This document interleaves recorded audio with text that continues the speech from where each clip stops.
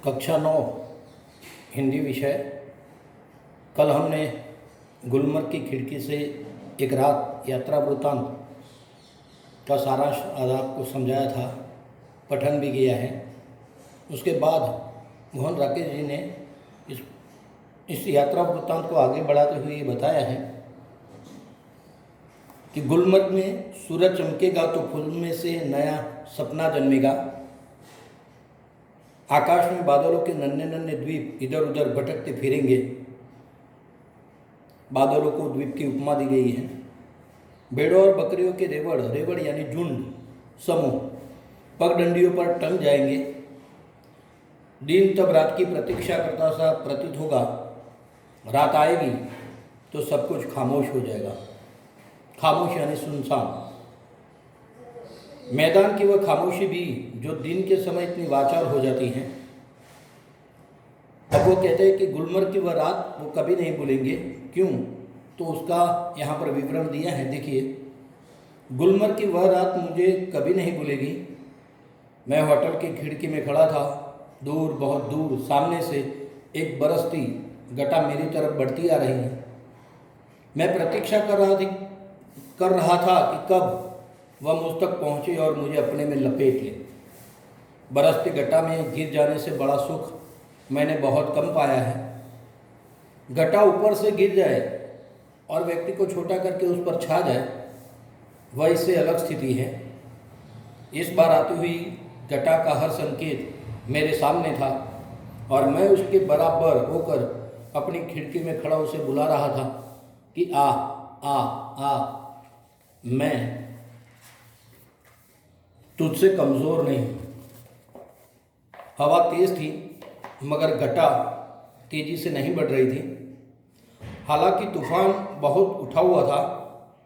बार बार जोर की गरज होती थी जिससे धरती और आकाश की सिराएं काम जाती थी। बार बार सामने के चित्रपट पर बिजली कौंधती थी और वह प्रकाश वह भयानक विस्फोट कर हर चीज़ को नंगा कर देता था। मतलब प्रकाश इतना तेज था कि अंधेरे में भी वह चित्र दिखाई देते थे। मैं बाहें फैलाकर सामने से उसे ऊपर लेने के लिए तैयार था मगर अचानक हवा रुक गई।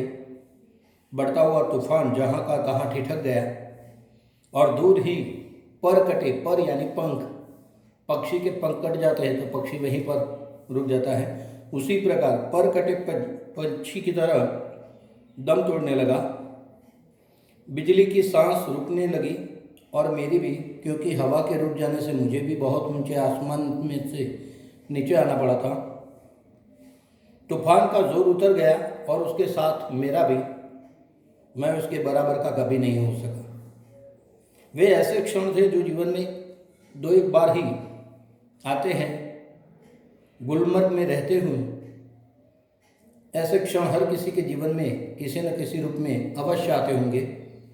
तभी तो मुद्दत यानी एक समय तक, मुद्दत तक वहाँ रह चुकने पर भी कोई आकर्षण व्यक्ति को फिर खींचकर वहाँ ले जाता है। वरना वहाँ है क्या? एक खुला सपाट मैदान जहाँ ज़्यादा गोल्फ खेली जा सकती हैं। व्यक्ति क्यों बार बार वहाँ जाना चाहता है? क्या गोल्फ खेलने के लिए? तो यहाँ पर इस यात्रा वृत्तांत में मोहन राकेश जी ने हमें ये बता दिया है कि गुलमर्ग एक खुला सपाट मैदान है, चारों तरफ हरियाली है, ऊंचे पहाड़ है और कश्मीर का वह स्थान एक बार अवश्य देखने लायक है। देखिए, शब्दार्थ दिए हैं। गुलमर्ग कश्मीर का एक सुंदर प्राकृतिक रमणीय स्थान, तिगलिया तिराहा, जहाँ 3 रास्ते मिलते हों। रोमांच की यानी आनंद देने वाली, हर्षित करने वाली। पोर्टिको यानी बरामदा, रेवड़ यानी झुंड, कहर यानी अत्याचार, दम तोड़ना यानी मर जाना। तो यह है गुलमर्ग की खिड़की से एक रात लेखक का अनुभव। विद्यार्थिनी बहनें, मैं बार बार आपसे विनती करता हूँ कि आप स्वाध्याय करते रहिए। जहाँ कहीं भी आपको कोई मुश्किल हो वह मुझे लिखकर भेजें, मैं तुरंत उसका समाधान आपको दे दूँगा। अब की बार जब हम मिलेंगे तो हमारा अगला गद्य होगा निर्भय बनो।